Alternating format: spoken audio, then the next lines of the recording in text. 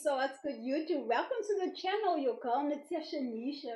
So on this one, I'm going to be unpacking and sharing some of my experiences on my crypto journey, my cryptocurrency journey thus far. So I actually got into crypto in May 2020, and that was just a little bit before the time of that last halving, not the Bitcoin halving that we had 2024, the one in 2020. So it was the very month, and just a few weeks before, I was on a webinar and I had some people encouraging me to get in. I'll make tons of money and what have you. But then also at the launch of Gary V's Veefriends Day in May also. And May is my birthday month, so May is a special month. So much happens in May, it seems. So either ways, at the launch of Gary V's, I think it was the Veefriends thing, Eventually, fine, I got in. I opened an account with Binance, and then I opened a local one, Luno, so that I could put transfer from my bank to Binance. So yeah, that was smooth. I sent the money back and forth between, Luno one account to Binance account. And this was just me learning it on my own, basically doing research on YouTube, like how to do it, etc., how to open accounts, etc., what are the accounts, etc. So also around this time, I was on a webinar whereby there was a new coin launching, so it was pre-launch, and we could buy a coin called Global Give. And so there, with that offering, I had experience working with the Dapps, but I'm gonna get more into that later. So either ways, like along the journey, I was transferring money from Binance to Luno back and forth. So there's different coins. I transferred Bitcoin, and then I bought Ethereum as well. And then I learned that the quickest way to transfer and cheaper also was using XRP. So I figured out how to change it to XRP and what have you. So I had already learned how to transfer Bitcoin. Now with XRP, if you're doing a transfer, you're going to need to put in an XRP tag address, your XRP tag. And they give you an option also, but then they tell you your coins could be lost. So I just ignored that part. I didn't find it necessary because when I transferred other coins, I didn't need the XRP tag. So I didn't put a tag in, and I sent the transaction, and then only the Bitcoin arrived, but the XRP didn't arrive in my Binance wallet. I'm waiting now a very long time. And then so this all led me now down a whole nother rabbit hole here, figuring out how am I gonna get this money, and oh my goodness, there was crazy days. And so I did the research. I got onto Facebook, groups, cryptocurrency groups, and asking like, what do I do in this situation? And you could lose your Bitcoin, like forever. It depends on the Bitcoin and the whole situation. So I was lucky with XRP. I did not. I was able to. So Binance was extremely helpful in this regard, So I filled out the claim there with Binance, and yeah, so it was a struggle for me also. Like Luna wasn't so very helpful on their side, and also so I had to like figure out how. So I found, okay, there is a ledger that you can go into where you can see details. So I needed all those details to enter into my claim, like stuff like what was the transaction date, what is the transaction amount, what is the transaction ID of that transaction, whether it's a receival or withdrawal or etc. kind of a thing. So I had to figure out now all this stuff. A newbie still in the crypto thing, and nobody was even willing to help. I reached out to quite a few people, but nobody was willing to help. I think because like everyone's so busy, and then they don't even know me, and then it's also not that much money, and like it's your own thing, like play with money, you're prepared to lose kind of a thing. So nobody was really interested. Either ways, that was my hard earned cash. So I figured it out.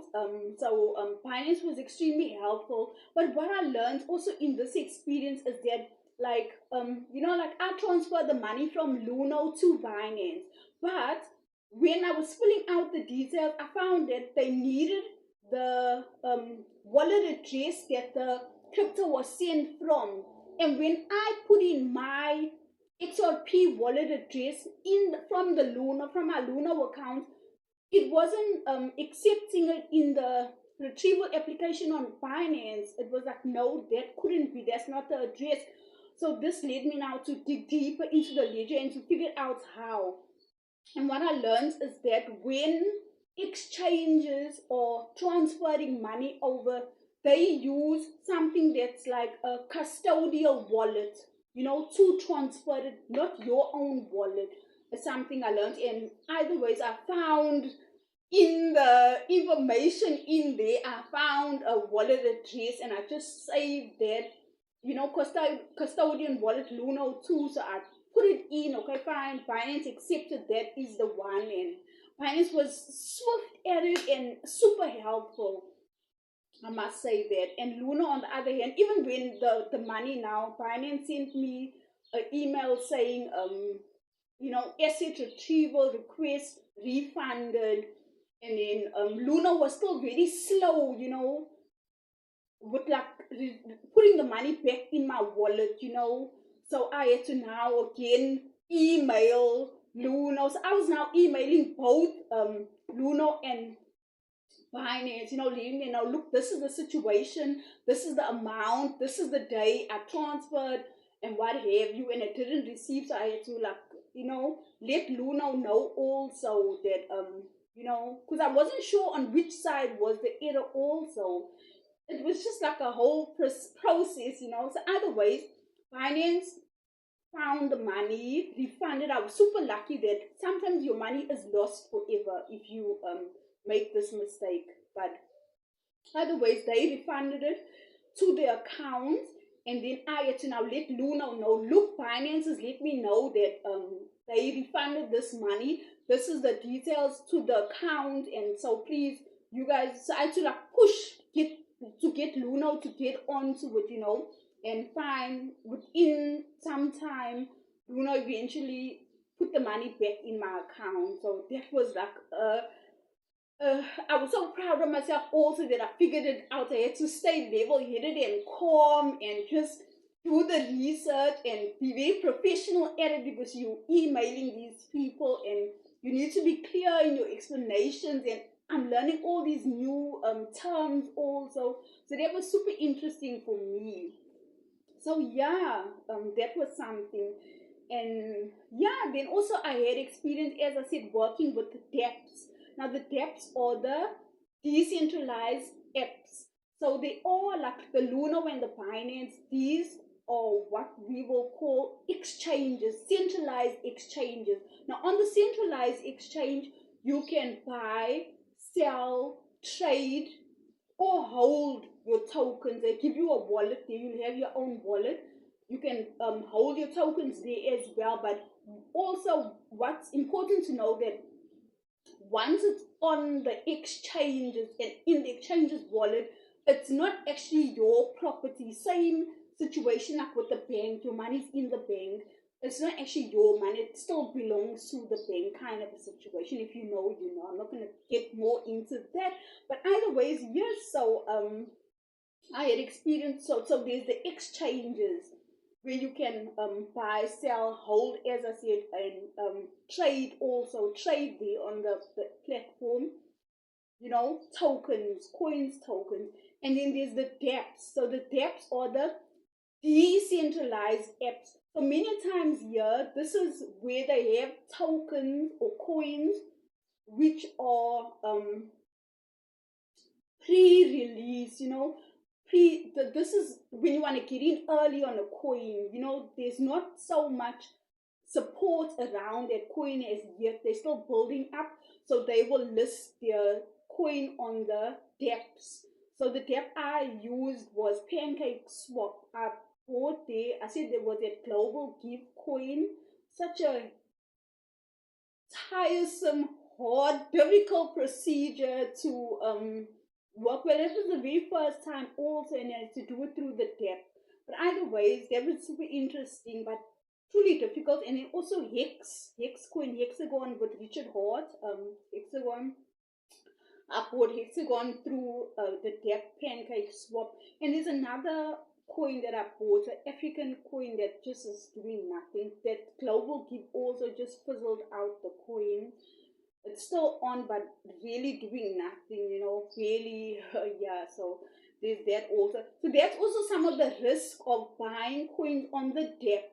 These coins don't have that great support, so you know how it works here with cryptocurrency. It's like the demand, supply demand most, and then if there's a high demand, then the price also can raise, grow, etc. So yeah, so as I said, the coins that list on the Dapp, the decentralized apps, these are before the exchange will list them. I guess there's probably some requirements that need to be met before an exchange can list them. You know, these big exchanges, they need support in numbers and what have you. So there was that. Then I also have experience with Trust Wallet. Trust Wallet is Binance's wallet. And then there's a difference also, like with the hot and cold wallet, or the hot wallet is the online wallet, and then the cold wallet is the offline one. I forget what it's called now. I think the nano ledger kind of a things like that, where you can store your crypto, and then the difference is when it's hot or online, it can be hacked and what have you, you know. But if it's offline on those ledgers, the nano ledger and what have you, then nobody can easily have access to your tokens, you know. So there's that what I learned also. Excuse me. And yeah, also I'm speaking about my experience now with Trust Wallet, Binance's hot online wallet. There I have, well, tons of NFTs there, you know, tons of NFTs. And the very first NFT I got was also like through the Gary V inspiration to get into NFTs, you know, early and what have you. So I got into NFTs, and then I was on Twitter. I also now got into this Twitter thing because of all of this. You know, I had an account, but I wasn't even using it. And then I learned that the only way, you know, to connect and see what next to do is to be on Twitter. So that's where I was. And then I finally, through Twitter, won my first NFT and the second one on the same day. So it was crazy because like Gary Vee was putting out a post asking like who doesn't have their first NFT. So I was like me, but at the same time I just got an NFT from another guy, you know, Cryptobeer. Shout out Cryptobeer. So he is an NFT artist also. And then he was like also kind of supporting Gary's post, saying that he will help Gary, you know, like give somebody who doesn't have an NFT a free NFT. So he gave me a free NFT, crypto beer, alcohol beer, crypto beer. He gave me a free NFT, sent it to my wallet, you know, and then so I was like excited, but I wasn't, it didn't like register really. So now do I have an NFT? So when Gary said like who still doesn't have, and then I was like me, you know. So Gary sent me an NFT, and he sent me an Uncanny Unicorn, and I love the one he chose also because there's like tons of Uncanny Unicorns, and he gave me the one with the brown hair, and I have brown hair, and it's just like he knew that one would just thing perfect suit me so perfectly. But either way, shout out to Uncanny Unicorns also. That's a little girl, Aanya from New York. I think at the time she was 5 years old when she was drawing this artwork, that now her parents probably helped her make into NFTs. So she, oh yeah, that's her work. And so, what I love also about that whole thing is, like, fine, the Gary also sent me a Uncanny Unicorn NFT, and then the blockchain shows, like, if I can go into my things there on OpenSea, it shows me who, where did I get, who was the previous owner of that NFT, or the previous wallet that the NFT comes from, and then it shows Gary's name, Kanadi. That's what he says his NFT thing is, and it is him. So there is like a flex, and it's like records for later. The blockchain stores all the records. So like later, we got the receipts. We were in early kind of a thing. So yeah, so there was some of the thing, but also I'm just gonna explain also a little bit what I learned. Like why crypto, why is this thing even in existence, and what is it about, importance, etc. So crypto basically is a peer-to-peer payment option, direct, so there's no middleman, there's no banks in between, there's no government, taking a cut, or you don't need to go to anyone. It's peer to peer, person to person, friend to friend, peer to peer. And then also it's a form of decentralized finance. So the one that we know, the centralized one, is the government, central banks in America they have, and then the central banks also here is the government banks, the government department banks. So they are the centralized, and crypto is a decentralized. So it's on its own. So it's basically digital currency, or internet money, if you want to call it that. So basically it's money. And I must add also that crypto is also a technology. There's lots of code that is written in the technology to say what needs to be done, like to this coin, or what are the benefits you get with the coin, etc., etc., etc. So otherwise, crypto was started 2008, 2009 by somebody by the name of Satoshi Nakamoto, and he came out with the Bitcoin. And otherwise, Bitcoin is free from control of the government, the banks. It's a medium of exchange. It's a money that we can use, and it's also a store of value. It's a store of value, just like money is. And now we can transact as a result with anyone throughout the world, and Bitcoin is came out also to address the weaknesses in the current centralized, the traditional financial systems that we have, the issues that they arise from their ways and behaviors and workings. So Bitcoin is solution to this, basically. So with Bitcoin, it is without control, it's out of the control of anybody else. It's just peer to peer. You don't need any third party. It's not controlled by any other person, group, or entity. Is some of the benefits of Bitcoin, and that's what I love also about it. So yeah, that was some of the things I learned about Bitcoin. And then more recently, or I'm gonna be all over the show, but then in 2023, last year, or was it this year?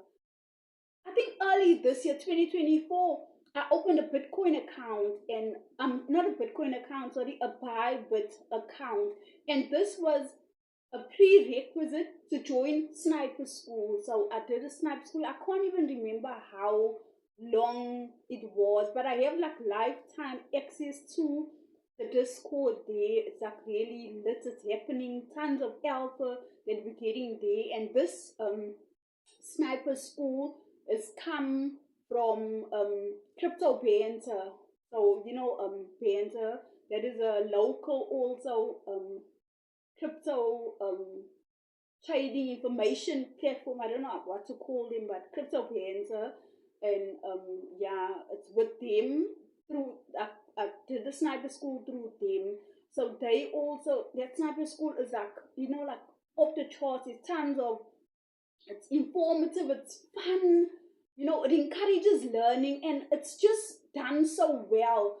And also there's lots of support along the journey as you learn and grow. They have like daily YouTube streams, etc. There's alpha on Twitter as well, and the Discord chat, like everything in the Discord, like live trading advice. There's just everything, a great community also there worldwide. There's students worldwide, and it's an online thing. I'm not sure how long was it, but it's an online course. And then at the end of it, there is a meet, but I didn't pitch because it was in the evening, and I didn't have the transport back kind of situation. But either way, that is Cryptobeers, and I think I'm going to put all the links to all this in the description if anyone's interested to open a Luno account, open a Bybit, or etc., or even get into the sniper school, because they still have sniper school, and it's really worth it. It's really worth it. All you needed to join was just to open a Bybit account and then have $100 in your account, and then yeah, otherwise it's free. And yeah, so I'm still a lover of crypto now today. As I said, yeah, I'm no longer that newbie. I no longer have like those weak paper hands, because I was just like buying and selling, and I was so confused in the beginning, like, when do I buy? Do I buy in the red? Do I buy in the green? So it was all crazy. People were saying a whole lot of different things, I just had to figure it out. And oh yeah, either ways, I'm better now at diamond hands. I know to buy in the red when there's blood on the streets, when there's a blood bath, then that's when you're getting a discount on the price. Get in. And then when it's green, and when the price is like happening up, then that's a good time to take profits. Sell if you like, or take profits. So also yeah. So what do I have here? Oh yes, I have here, we early, we're gonna make it, versus not gonna, those that are not gonna make it. So this is, yeah, so as a result, I met and made tons of friends on Twitter, like also on my crypto, mainly the NFT journey. You remember that time there was that NFT as a profile pic, and then this was also early. There was the stone. I can't remember now what it was. It was the rock or the stone that sold for so much. But then there was all these like these blue chip NFTs that came out, like Bored Ape Yacht Club base, and whatever you with Hugo Labs, and just everything. So I've just been following all all through. I can just name drop, but there's just so many lit names in the space, in the crypto space, in the NFT space. So yeah, I can go on forever. And then some of my experience as well, I have a little bit of experience staking. In the very beginning also, I bought the coin Cardano ADA, and that's Charles Hoskins's project. And then I was staking that on Yoroi. I had a Yoroi wallet there where I was staking my Cardano coins for a short while, but then at that time I was still really paper handy. So I ended up dumping Cardano because it wasn't really, and also listening to Alex Becker and how he just always, there's a dig on Cardano, made me feel like, no, I don't want to be on that team anymore. But shout out to Cardano. I'm not saying it's a bad investment. You do your own research. Otherwise, I also learned along this journey, like so many of the names, the who's who in crypto, like your Michael Saylor, Vitalik from Ethereum, ETH, and your Richard Hort. Well, I was with Hexagon, and there's Anthony Pompiano. But there's so many names. I also was able to follow, like, when it was the Bitcoin Miami and what have you, just following all of that. There's also names that I come across with, like CZ from Binance. Then there was a Peter Schiffs, your Annie, Kathy Woods, sorry, from Orc Invest, all the big names that I learned a little bit. Okay, fine, these are, and then, yeah, so, what I like, also some experience that I had in this whole crypto thing is that with Bybit, I was able to jump in like super, super early, like when they had new listings. Bybit will let you know, like a few hours before, at 12 o'clock, this coin is going live, kind of a thing. And I was able to jump in. It's like such a high and such an experience. It's like crazy. Like 1 minute the coin is low, and then everyone gets in to buy it, like shoots up till it makes its all-time high, and then there's people that get in just to make money at that time. So once they made money, they get out, so it comes down again. It's just all so crazy. So I was able to experience that twice through Bybit. There, and yeah, I still have some coins that I bought in that time, like, while there were very new listings. I'm still waiting again on those coins to do something. But otherwise, in this whole crypto thing, also there's like your coins, and then there's something we call shit coins. Yeah, that these are coins where they're very risky, high risk, but also high reward. So some of the ones that I like was your Jasmine, your Sand, your Tomo, your FTM, your Render. So these are shit coins, not so stable as your Bitcoin and Ethereum, and what have you. So, like with cryptocurrencies, it's the market supply and demand that will determine the price, as I said. So yeah, also through my crypto journey, I was able to experience remember when Luna Terra tanked like that. I had some of those coins. That was Doquan's shenanigans, their shady workings. And then also, I lived through that SPF scandal. That's, I don't know, currently, I think even still, I don't know if he was prisoned or what have you, or so much going on there. But luckily, I didn't have that coin. But also, a lot of celebrities also were involved there. But yeah, so this is a lot of